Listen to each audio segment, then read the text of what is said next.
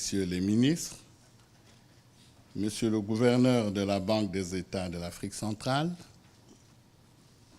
monsieur le premier président de la Cour de justice de la CEMAC, monsieur le président de la BDAC, monsieur le président du Parlement communautaire de la CEMAC,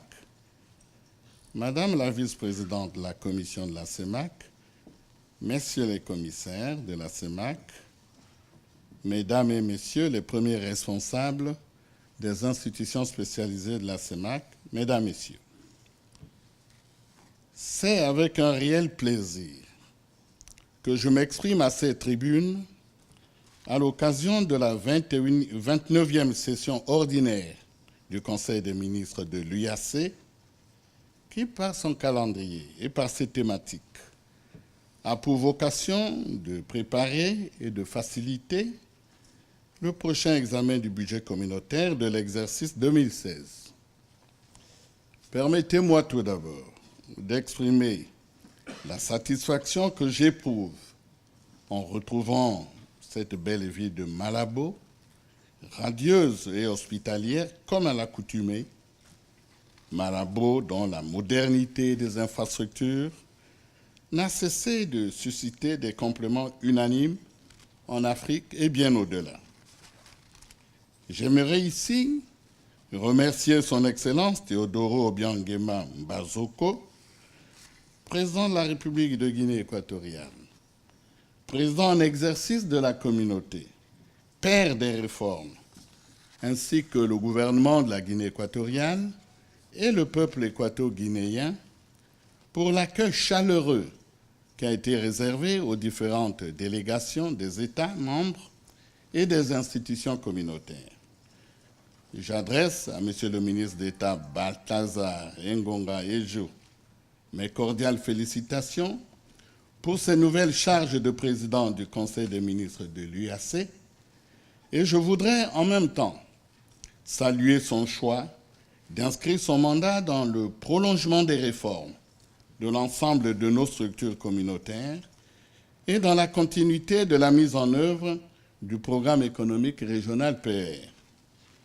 Que Monsieur le ministre Régis Simongo, son prédécesseur, accepte également mes fraternels hommages pour les qualités remarquables dont il a fait montre tout au long de sa mission à la tête du Conseil des ministres. Mesdames, Messieurs les ministres, la présente session a lieu dans un contexte sous-régional perturbé, où le ciel est chargé de lourds nuages. La stabilisation de la République centrafricaine devrait intervenir le plus rapidement, même si pour le moment elle tarde un peu, déjouant les pronostics émis en début d'année. Au Cameroun et au Tchad, le terrorisme continue de sévir et de commettre ses crimes odieux. La chute drastique du cours du pétrole porte un coup dur aux économies de la sous-région, une chute évaluée à plus de 50%,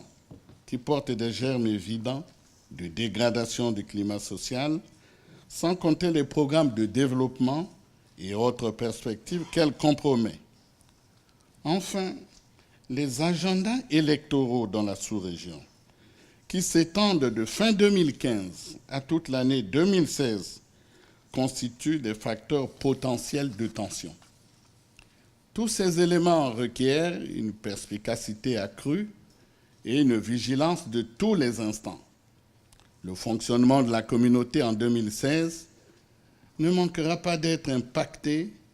par les enseignements et l'environnement ci-dessus évoqués. C'est donc dans ce contexte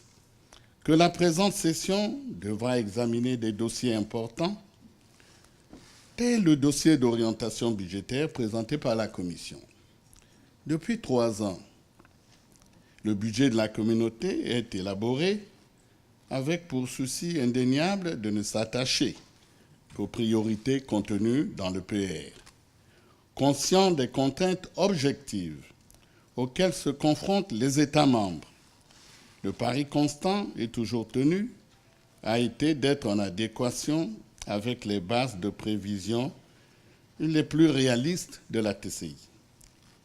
Mais les interminables difficultés de trésorerie éprouvées, engendrées exclusivement par la confiscation de ces TCI et par la rétention des contributions, révèlent l'urgence de remobiliser les États dans la réflexion et de les impliquer en amont dans la confection de ce budget afin de questionner l'orientation qu'ils entendent lui donner et d'interroger la fiabilité de son mode de financement.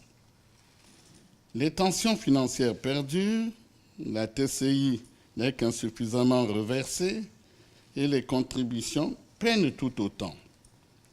L'exécution du budget 2015, par exemple, au même titre que ceux des 2 années précédentes, est gravement mis en échec, faussant le sens même des missions assignées aux diverses structures de la communauté. Ces tensions, que connaît aussi l'autre CER sœur, la CEAC, perturbent la dynamique de rationalisation des institutions d'intégration en Afrique centrale recommandées par l'Union africaine. Pour ce qui est de la CEMAC, alors que le mois d'octobre 2015 s'achève, seulement 28% de la contribution des États a pu être recouvrée au titre de l'exercice finissant. Ce chiffre rappelle celui de 2014 en cette même période de l'année. Il présage donc du sort du budget de l'exercice 2016 si rien n'est fait pour réajuster au plus vite le mécanisme de financement en vigueur ou pour en corriger les dysfonctionnements et surtout pour une prise de conscience commune et d'un engagement fort de nos États. Au demeurant, disposer d'un mécanisme de financement fiable